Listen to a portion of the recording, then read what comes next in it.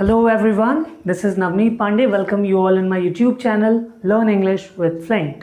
So friends, आज का जो हम टॉपिक लेके आ रहे हैं, ये टॉपिक जो है वो कॉम्पिटिटिव एग्जाम के लिए भी बहुत इंपॉर्टेंट है, plus people who want to speak in English, for them also this topic is going to be very important. Okay, so चलिए अब टाइम ना वेस्ट करते हुए हम लोग शुरू करते हैं अपना टॉपिक टेंस. सो पहली चीज़ आप लोगों को बता दूं कि सीजीएल टीयर 1 का रिजल्ट आ चुका है. बहुत लोग सीजीएल टीयर 2 के लिए प्रिपरेशन कर रहे हैं. तो जो प्रिपरेशन कर रहे हैं उनके लिए ये वीडियो बहुत इंपॉर्टेंट होने वाला है, क्योंकि टेंस एक बहुत इंपॉर्टेंट पार्ट है. क्यों है चलिए बता देता हूँ. देखिए, कॉमन एरर्स जो होते हैं बेसिकली टेंस से ही देखे जाते हैं.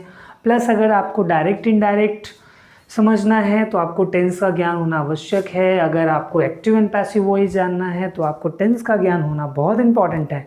तो भाई टेंस इतना इंपॉर्टेंट है तो क्यों ना इसको अच्छे से समझ सीख लिया जाए. ठीक है.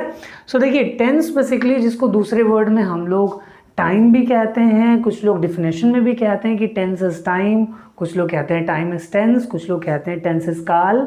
सो जो भी आपको कहना है, बस आप ये याद रखिएगा कि tense is nothing special, it is a kind of time. ये एक समय है. ठीक है. क्योंकि ये समय है इसलिए देखिएगा यहाँ पे समय बेसिकली 3 पार्ट्स में डिवाइड हो ही सकता है. 3 से चौथा समय हो ही नहीं सकता. कौन कौन सा समय हो सकता है? देखिए, आज हो सकता है, यस्टरडे जो बीत गया वो कल हो सकता है, टुमारो जो आने वाला कल है वो हो सकता है. तो इसलिए टेंस बेसिकली यही 3 प्रकार के होते हैं, 1, 2 and 3. Okay, today, yesterday and tomorrow. अब इसी टुडे को नाम दिया गया प्रेजेंट. प्रेजेंट का मतलब जो प्रेजेंट है, आज है. यस्टरडे को कहा गया पास्ट, और टुमारो को कहा गया जो हमारा भविष्य है, जो अभी आया नहीं है, जो किसी ने नहीं देखा है. ठीक है. And that is called future tense. Okay. So देखिए, इस तरीके से टेंस को हम लोग डिवाइड किए हैं 3 पार्ट्स में, प्रेजेंट, पास्ट एंड फ्यूचर. कुछ लोग पूछते हैं कि सर 3 ही पार्ट में क्यों, 4 पार्ट में क्यों नहीं डिवाइड कर सकते? तो मेरे भाई यही रीज़न है कि भाई टुडे, यस्टरडे एंड टुमारो के अलावा आप क्या समय को किसी और अवस्था में बदल सकते हैं? कभी नहीं बदल पाएंगे. आज जो चल रहा है इस समय टुडे हो गया, जो बीत गया यस्टरडे हो गया, जो आएगा टुमारो हो गया. ठीक है ना. उसके अलावा कोई समय नहीं हो सकता. इसलिए ये 3 पार्ट्स दिखाए गए हैं. ठीक है. अब देखिए, इंग्लिश में इन तीनों पार्ट्स को 4 पार्ट्स में डिवाइड किया गया है. वो 4 पार्ट्स कौन कौन से हैं देख लीजिएगा. पहला है इंडेफिनिट, दूसरा है कंटिन्यूअस, तीसरा है परफेक्ट और चौथा है परफेक्ट कंटिन्यूअस. तो अब देखिए, ये चारों पार्ट्स इन तीनों पार्ट्स के लिए है. जैसे प्रेजेंट का इंडेफिनिट, प्रेजेंट का कंटिन्यूअस, प्रेजेंट का परफेक्ट, प्रेजेंट का परफेक्ट कंटिन्यूअस. वैसे ही past indefinite, past continuous, past perfect, past perfect continuous. Future indefinite, future continuous, future perfect and future perfect continuous. ठीक है. अब इन चारों को भी समझने के लिए ये 6 अलग अलग पार्ट्स हैं. जो ये 6 पार्ट समझ गया, समझ लीजिए टेंस उसके लिए बहुत ईजी हो गया. तो चलिए समझने की कोशिश करते हैं. तो देखिए, जो हमारा पहला है ये है हमारा सिंपल सेंटेंस. सो इन चारों के सिंपल सेंटेंस होते हैं. सिंपल सेंटेंस का मतलब साधारण वाक्य. साधारण वाक्य क्या है? जैसे एक बहुत सिंपल से एग्जांपल लेते हैं. I am a king. मैं एक राजा हूँ. सिंपल सा वाक्य है कि नहीं? तो इंडेफिनिट का भी सिंपल होता है, कंटिन्यूअस का भी सिंपल होता है, परफेक्ट का भी सिंपल होता है और पास परफेक्ट कंटिन्यूअस का भी सिंपल होता है. ठीक है. अब देखिए, दूसरी बात जो आती है नेगेटिव सेंटेंस. नेगेटिव सेंटेंस का मतलब क्या होता है? नकारात्मक वाक्य. नकारात्मक वाक्य का मतलब क्या है? आई एम नकारात्मक है तो नॉट लगाना पड़ेगा. आई एम नॉट अ किंग. मैं राजा नहीं हूँ. ठीक है. तो ये नेगेटिव हो गया. नेगेटिव के बाद तीसरी चीज जो है वो इंटेरोगेटिव है. इंटेरोगेटिव का मतलब क्या होता है? प्रश्नवाचक वाक्य. ठीक है. इसमें प्रश्न पूछे जाते हैं. नेक्स्ट है इंटेरोगेटिव नेगेटिव सेंटेंस. अब इंटेरोगेटिव नेगेटिव में क्या होता है? प्रश्नवाचक नकारात्मक. इसमें क्या होगा? प्रश्न भी पूछा जाएगा और नकारात्मक मतलब नेगेटिव सेंटेंस भी उसमें रहेगा. ठीक है. जैसे एक एग्जांपल देख लेते हैं. जैसे एक सेंटेंस में यहाँ लिख देता हूँ, am I a king. So am I a king का मतलब क्या हो गया? क्या मैं राजा हूं? तो यहां पे देखिए सेंटेंस लिख देते हैं, क्या मैं राजा हूँ। अब ये चीज़ देखिएगा ध्यान से, यहाँ पे इसका आंसर जब आप देखने जाते हो तो क्या मैं राजा हूँ, तो सीधा सीधा इंसान क्या कहेगा, हाँ मैं राजा हूँ, नहीं मैं राजा नहीं हूँ। ये सुनो, तो क्या मैं राजा हूँ, इस इंटेरोगेटिव और इंटेरोगेटिव नेगेटिव सेंटेंस को आप दूसरे वर्ड में कहना चाहो तो आप ये भी कहते हो कि ये येस और नो टाइप क्वेश्चंस कहलाते हैं। ठीक है, ये आपके लिए बहुत इंपॉर्टेंट है जानना, येस और नो टाइप क्वेश्चन, क्योंकि इसका आंसर जो है हाँ या ना में हम लोग दे सकते हैं। जैसे यहाँ पे देख लेते हैं, जैसे मैं आपसे पूछूं आर यू ए स्टूडेंट, तो आप क्या कहेंगे, येस, और अगर स्टूडेंट नहीं होंगे तो आप क्या कहेंगे, no I am not a student. वैसे इंटेरोगेटिव नेगेटिव, इसी सेंटेंस को इंटेरोगेटिव नेगेटिव बना के देख लेते हैं, am I not a king. अब देखिए, क्या मैं राजा नहीं हूँ, तो भाई मैं क्या कहूँगा, हाँ मैं राजा नहीं हूँ, नहीं मैं राजा नहीं हूँ। ठीक है, इस तरीके से इसका आंसर भी जो होता है वो हाँ या ना में दे सकते हैं। तो इंटेरोगेटिव और इंटेरोगेटिव नेगेटिव जो सेंटेंस है वो याद रखिएगा येस और नो टाइप कहलाते हैं। ठीक है, या इसको दूसरे वर्ड में कहना चाहें तो आप इसको कह सकते हैं क्लोज एंडेड क्वेश्चंस। ओके, कैसे questions, close ended. Close ended का मतलब क्या होता है, जहाँ पे आपको मुंह खोलने की जरूरत ही नहीं है, आप केवल गर्दन हिला के भी काम कर सकते हो। जैसे एक एग्जांपल देख लीजिएगा, मैं एक इंटेरोगेटिव सेंटेंस आपसे पूछता हूँ, क्या आप स्कूल जाते हैं, तो आप उसका रिप्लाई ऐसे भी तो कर सकते हैं या ऐसे भी कर सकते हैं, यस और नो। सो इसलिए देखिए मुंह क्या था, बंद था, क्लोज एंडेड, मुंह क्लोज था, फिर भी हम उसका रिप्लाई दे सकते हैं। इन्हीं को कहते हैं इंटेरोगेटिव सेंटेंस या इंटेरोगेटिव नेगेटिव सेंटेंस। ठीक है, चलिए अब नेक्स्ट देख लेते हैं। नेक्स्ट है हमारा WH इंटेरोगेटिव। अब यहाँ पे ये कौन सी बला है, आप सोच रहे होंगे WH।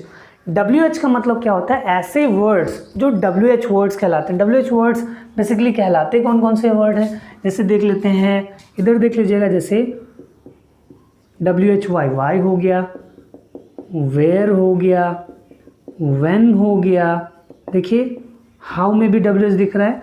तो ऐसे वर्ड्स जिसमें WH दिखें या प्रश्नवाचक शब्द, वो सारे प्रश्नवाचक शब्द क्या कहलाते हैं, WH वर्ड्स कहलाते हैं। अब WH इंटेरोगेटिव कह रहा है, ऐसा इंटेरोगेटिव जिसमें प्रश्नवाचक शब्द भी हैं। ठीक है, और नेक्स्ट क्या कह रहा है, WH इंटेरोगेटिव नेगेटिव सेंटेंस। तो इसमें क्या कह रहा है, ऐसा इंटेरोगेटिव नेगेटिव सेंटेंस जिसमें प्रश्नवाचक शब्द भी हैं। ठीक है, तो इनको दूसरे वर्ड्स में क्या कह सकते हैं हम लोग, इनको कह सकते हैं answer type question. Answer type का मतलब क्या, कि इनके जो आंसर्स होते हैं वो आपको मुंह खोल के ही बोलने पड़ेंगे। जैसे यहाँ पे इसको आप कह सकते हैं, जैसे उसको हमने कहा था क्लोज एंडेड, तो इसको क्या कह सकते हैं, open ended. Okay, so open ended का मतलब क्या हो गया, यहाँ पे मुंह खोलना ही पड़ेगा। जैसे एक एग्जाम्पल देख लेते हैं, सिंपल सा एग्जाम्पल कहाँ लिख दूँ, यहाँ देख लेते हैं, जैसे वाई डू यू ईट। एक छोटा सा सेंटेंस में लिख रहा हूँ कि आप खाना क्यों खाते हो। ठीक है, तो आप खाना क्यों खाते हो, भाई येस और नो में आप आंसर दे सकते हो क्या, कोई आपसे पूछ रहा है आप खाना क्यों खाते हो, आप कह रहे हैं हाँ, चलेगा क्या कभी नहीं चलेगा। ठीक है, तो उसका आंसर जो होना चाहिए उसके लिए आपको क्या करना पड़ेगा, मुंह खोलना पड़ेगा, और that's what is called open ended question. Okay, so इसके लिए आंसर देंगे कि भाई मुझे जीना है, उसके लिए मैं खाना खाता हूँ, है कि नहीं। तो इसलिए इसको आंसर टाइप भी कहते हैं या ओपन एंडेड क्वेश्चन भी कहते हैं। ठीक है, तो ये बहुत इंपॉर्टेंट पार्ट था जो आपके लिए जानना बहुत आवश्यक है। और एक चीज़ और मैं आपको बता दूं कि टेंस जो होते हैं, टेंस पूरे के पूरे डिपेंड हैं वर्ब्स पे। वर्ब्स मतलब जो हमारी क्रियाएं हैं। अब क्रियाएं कितनी प्रकार की होती हैं, बेसिकली आप लोग देखे होंगे 3 प्रकार की क्रियाएं हैं, वर्ब का first form, second form, third form, यही ना। सो देखते हैं आप, आज मैं आपको कुछ और क्रियाओं के बारे में बताता हूँ। ठीक है, तो चलिए देख लेते हैं, वर्ब का फर्स्ट फॉर्म, वर्ब का सेकंड फॉर्म, वर्ब का थर्ड फॉर्म, वर्ब का फोर्थ फॉर्म, और देख लेते हैं वर्ब का फिफ्थ फॉर्म। अब इसको देखिएगा, ये बहुत इंपॉर्टेंट है समझना।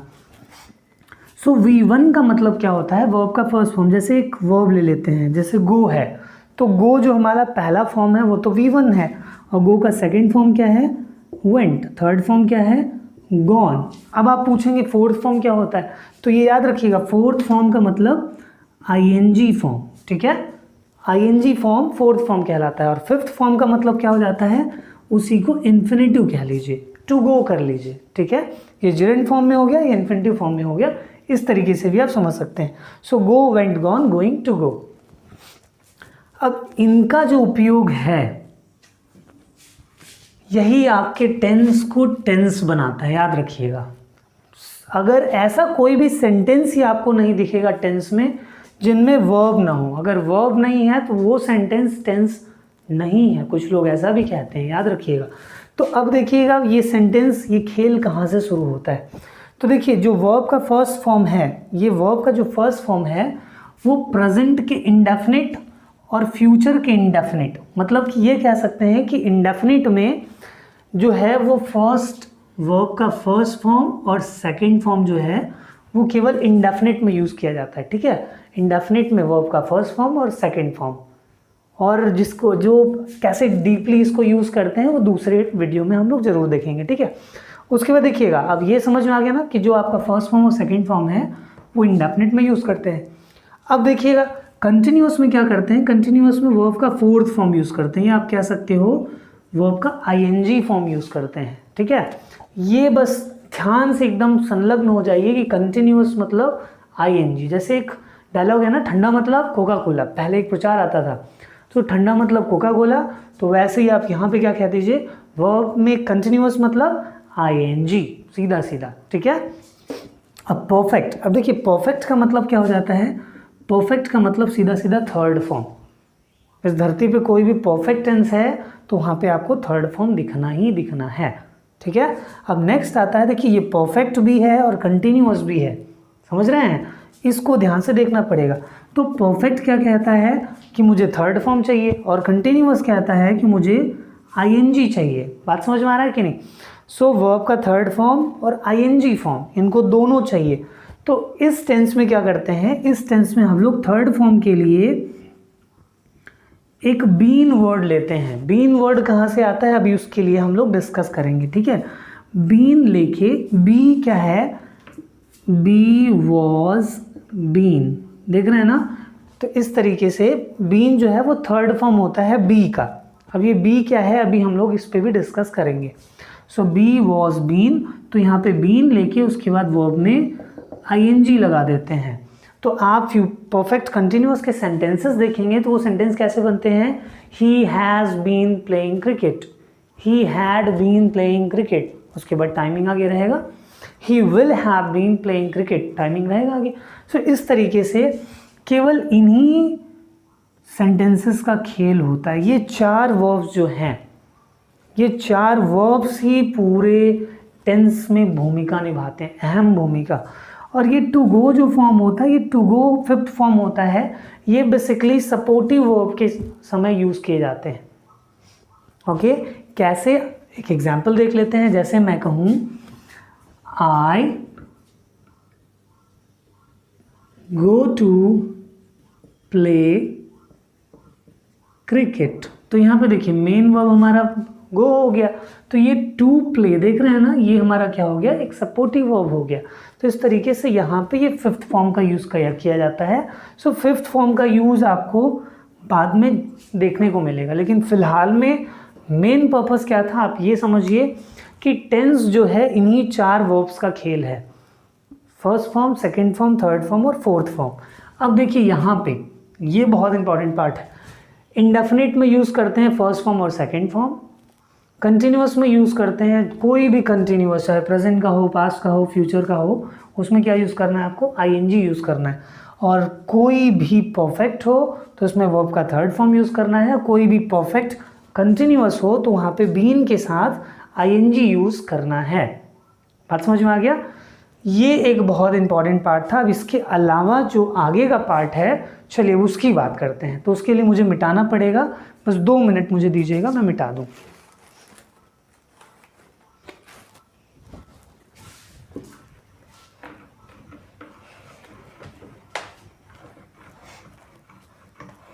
अब मैं आपको बताऊंगा यहाँ पे, चलिए देखते हैं। तो अब यहाँ पे मैं आपको बताऊंगा कि ये जो वर्ब्स हैं इसमें और हेल्पिंग वर्ब्स का क्या खेल है। सो अब हम लोग बात करने जा रहे हैं हेल्पिंग वर्ब्स की, ठीक है। हेल्पिंग वर्ब्स का मतलब क्या हो जाता है, ऐसा वर्ब जो मेन वर्ब को हेल्प करता है, जो सब्जेक्ट को हेल्प करता है, ठीक है। एग्जाम्पल देख लेते हैं, आपको समझ में आएगा। Helping verbs, he is playing cricket, एक छोटा सा एग्जाम्पल ले लेते हैं। अब यहाँ पे देखिएगा, ही जो है वो हमारा सब्जेक्ट है, इज जो है वो हमारा हेल्पिंग वर्ब है। ये सब्जेक्ट हो गया, ये हमारा हेल्पिंग वर्ब हो गया, और प्लेइंग जो था वो मेन वर्ब हो गया। अब यहाँ से देखिए आईएनजी दिखा ना, तो आप एक लॉजिक लगा सकते हैं कि ये कौन सा टेंस है, ये कंटिन्यूअस टेंस है, ठीक है। सो ही इज प्लेइंग क्रिकेट। अब ये क्रिकेट हमारा क्या हो गया, ऑब्जेक्ट का सेंस दे रहा है, ठीक है। तो इस तरीके से ही इज प्लेइंग क्रिकेट। अब चलिए मेन जो मैं आपको दिखाना चाहता था उसकी बात करता हूँ। तो हेल्पिंग वर्ब्स बेसिकली 3 प्रकार के हेल्पिंग वर्ब्स जो हैं, जो यहाँ पे बहुत इंपॉर्टेंट होते हैं। देखिए पहला क्या होता है, पहले को कहते हैं टू डू फॉर्म, ओके। पहला है टू डू फॉर्म, दूसरा है टू बी फॉर्म, और तीसरा है टू हैव फॉर्म, ठीक है। अब आप सोचेंगे टू बी, टू डू और टू हैव फॉर्म क्या है, तो देखिएगा टू डू फॉर्म में 3 हेल्पिंग वर्ब्स होते हैं। कौन कौन से, डू होता है, डज होता है और डिड होता है, ठीक है। अब इसमें भी आपको ये जानना बहुत इंपॉर्टेंट है। देखिए यहाँ पे इंडेफिनिट मैंने बताया ना आपको, वर्ब का फर्स्ट फॉर्म और सेकंड फॉर्म यूज़ करते हैं। तो ये डू डज जो होता है ये इंडेफिनिट में यूज़ करते हैं, प्रेजेंट के इंडेफिनिट में, और डिड जो होता है वो पास्ट के इंडेफिनिट में यूज़ किया जाता है। ऐसे कर सकते हैं हम लोग, यहाँ पे लिख सकते हैं कि ये प्रेजेंट के इंडेफिनिट में और ये पास्ट के इंडेफिनिट में यूज़ किया जाता है, ठीक है। तो इस तरीके से डू फॉर्म्स में 3 हेल्पिंग वर्ब्स होते हैं, डू, डज और डिड। अब इसके बारे में डीपली हम लोग आगे जब टेंस में एक एक करके जब प्रेजेंट इंडेफिनिट, पास्ट इंडेफिनिट पढ़ाऊंगा तो उसमें आपको मैं डिस्कस करते रहूँगा, ठीक है। नेक्स्ट देखते हैं to be form. To be, be का मतलब, बी फॉर्म मतलब, बी मतलब होना होता है। तो बी में क्या होता है आपका, is, am, are. Is, am, are be form में होता है, ठीक है। वॉज, वर, और कुछ हो सकता है, इज, एम, आर, वॉज, वर। अब यहाँ पे देख रहे हैं ना, ये बीन बहुत बार आपको देखने को मिलेगा, बीइंग। तो ये या बी कभी कभी देखने को मिलता है। तो बी फॉर्म तो है, ये लिखें चाहे ना लिखें, ठीक है। तो ये जितने हैं ये सारे बी फॉर्म्स कहलाते हैं, और बी फॉर्म्स ज़्यादातर आपको देखने को मिलेंगे कंटिन्यूअस फॉर्म में। सो देखिए प्रेजेंट का कंटिन्यूअस होगा तो वहाँ पे आप इज, एम, आर यूज़ करेंगे। पास्ट का कंटिन्यूअस होगा, पास्ट का कंटिन्यूअस दिखेगा तो वहाँ पे आप वॉज, वर यूज़ करेंगे। अब आप पूछेंगे फ्यूचर का कंटिन्यूअस कहाँ होगा, तो उसके लिए हम लोग अभी रुकेंगे, उसमें ये बी दिखेगा, अभी उस पर डिस्कस करेंगे हम लोग, ठीक है। अब टू हैव फॉर्म में 3 पार्ट्स होते हैं, कौन कौन से, हैव, हैड और क्या बचा, चलिए उसको पहले कर लेते हैं, हैव, हैज़ और हैड, ठीक है। ये 3 जो होते हैं वो टू हैव फॉर्म में होते हैं, हैव, हैज़ और had. Have, has present perfect में यूज़ किए जाते हैं, और हैड जो है वो पास्ट के परफेक्ट में यूज़ किया जाता है, ठीक है। तो इसके लिए अगर नहीं समझ में आ रहा हो टेंशन मत लीजिए, हम लोग इसको अच्छे से डिस्कस करेंगे फ्यूचर में। सो टू हैव फॉर्म ये चीज़ होता है। उसके साथ साथ इन 3 फॉर्म्स के साथ अगर इसमें ऐड कर दिया जाए विल और शैल, इसको चौथा मान के, तो केवल और केवल पूरा आपका जो हमारा टेंस है वो टेंस के इन्हीं हेल्पिंग वर्ब्स का देन है। Tense is all about these helping verbs and those main verbs, वो first form, second form, third form and fourth form, yes. तो यही 2 चीज़ जिसको अच्छे से समझ में आ जाए उसके लिए टेंस कुछ भी नहीं है। कौन सी 2 चीज़, पहले तो ये जो हेल्पिंग वर्ब्स हैं जैसे do, does, did, is, am, are, was, were, been, being, be, has, have, had और विल, शैल, विल शैल कहाँ यूज़ किया जाता है, ये आपको बेसिकली दिखेगा फ्यूचर टेंस में, ठीक है। फ्यूचर का कोई भी सेंटेंस, देखिए अभी तक हमने बात किया प्रेजेंट पास्ट, यहाँ पे भी प्रेजेंट पास्ट, यहाँ पे भी प्रेजेंट पास्ट, तो भाई फ्यूचर की हम लोग वहाँ पे बात ही नहीं किए थे। तो यहाँ पे देखिए ये फ्यूचर की बात करता है, तो फ्यूचर में विल और शैल यूज़ किया जाता है। अब देखिए फ्यूचर में कंटिन्यूअस अगर लगेगा तो मैंने कहा ना बी यूज़ करना है, बी कंटिन्यूअस फॉर्म में से कुछ ना कुछ चाहिए ही, तो बी फॉर्म में कंटिन्यूअस फॉर्म के लिए भी यहाँ पे फ्यूचर कंटिन्यूअस में क्या बन जाएगा, विल भी बन जाएगा या शैल भी बन जाएगा, ठीक है। अब कहाँ यूज़ करते हैं हम लोग बात करेंगे। अब यहाँ पे देखिए परफेक्ट में क्या हो जाएगा, ये परफेक्ट में विल के साथ क्या आ जाता है, ये जो हैव है, देख रहे हैं परफेक्ट में बेसिकली क्या होता है, ये हैव फॉर्म में यूज़ किया जाता है। तो यहाँ पे हैज़ हैव हैड में से क्या यूज़ करें, नहीं समझ में आता, तो ये हैव खुद ही कहता है चलो मैं तुम्हारे साथ आऊँगा, ठीक है। तो फ्यूचर परफेक्ट में विल हैव दिखेगा, शैल हैव दिखेगा, और वैसे ही फ्यूचर परफेक्ट कंटिन्यूअस में यहाँ पे देखिए मैंने आपको दिखाया, सो विल हैव बीन, इस तरीके से दिखेगा, या हम लोग कह सकते हैं शैल हैव बीन।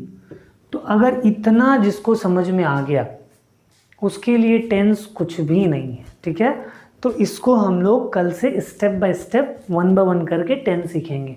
और बेसिकली देखिए टेंस कुछ टीचर्स ऐसे भी पढ़ाते हैं कि प्रेजेंट इंडेफिनिट के बाद प्रेजेंट कंटिन्यूअस पढ़ाएंगे, तो हम लोग वैसा नहीं करेंगे। हम लोग कैसा करेंगे, पहले प्रेजेंट इंडेफिनिट पढ़ेंगे, उसके बाद पास्ट इंडेफिनिट पढ़ेंगे, तब फ्यूचर इंडेफिनिट पढ़ेंगे, ठीक है। ऐसा क्यों करेंगे, क्योंकि देखिए सबके आगे इंडेफिनिट लगा है कि नहीं। एग्जाम्पल देख लेते हैं, जैसे मेरा नाम है नवनीत पांडे, कोई और हो विकास पांडे, कोई और हो सोहन पांडे, तो तीनों में एक सिमिलैरिटी है ना कि तीनों का सबटाइटल जो है वो पांडे है कि नहीं। तो पांडे है तो तीनों में कुछ ना कुछ सिमिलैरिटीज़ होंगी, तो वैसे ही यहाँ पे तीनों में देखिए इंडेफिनिट लगा है तो कुछ ना कुछ सिमिलैरिटीज़ होंगी ही, और उन्हीं सिमिलैरिटीज़ को हम लोग साथ में डिस्कस करते हुए चलेंगे। इसीलिए हम लोग इंडेफिनिट को पहले ख़त्म करके तब कंटिन्यूअस पे आएंगे, ठीक है। तो इस तरीके से आज मैं आशा करता हूँ कि आपको ये जो बेसिक प्रोफार्मा था टेंस के लिए वो आपको अच्छे से समझ में आ गया। और अगर इसमें कोई भी डाउट होता है तो प्लीज़ कमेंट बॉक्स में लिख भेजिएगा, मैं आपकी डाउट क्लियर करने की पूरी कोशिश करूँगा, ठीक है।